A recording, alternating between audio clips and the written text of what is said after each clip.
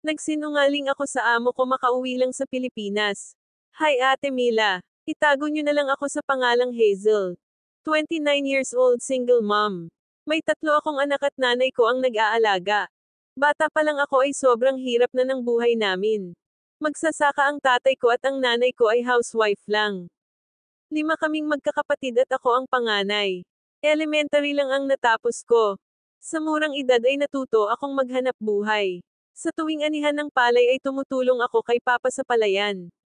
Nakikiani din ako sa ibang magsasaka. Ang ibang kapatid ko ay nakapagtapos ng high school. Pero ako at ang sumunod sa akin ay elementarya lang.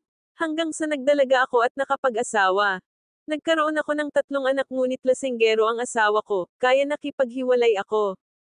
Sa hirap ng buhay naisipan kong mag-apply na kasambahay sa Saudi.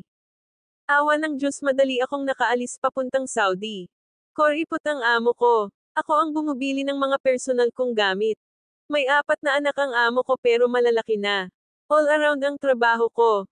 Ang naging problema ko ay late sila magbigay ng sahod. Kailangan ko pa i-remind ng paulit-ulit. Sa tuwing malapit na ang sahod ay lagi din kami nagkakasagutan ni Madam. Kung ano-ano ang kaartihan niya. Tiniis ko ang ugali niya sa loob ng 2 taon dahil gusto ko makaahon kami sa kahirapan. Hanggang sa nakatapos ako ng kontrata. Ayaw ng amo ko na umuwi ako sa Pilipinas. Sa tuwing sinasabi ko na ibili ako ng tiket ay oo lang ng oo pero hindi naman tinutupad. Lumipas ang 2 buwan na tapos na ako sa kontrata. Hindi pa rin nila ako pinapauwi. Maghahanap pa daw sila ng kapalit ko at hintayin ko. Kaya naisipan kong magsinungaling sa kanila dahil gusto ko na talaga umuwi. Sabi ko magbabakasyon lang ako sa Pilipinas ng 4 na buwan. Kaya ni-re-entry nila ang visa ko.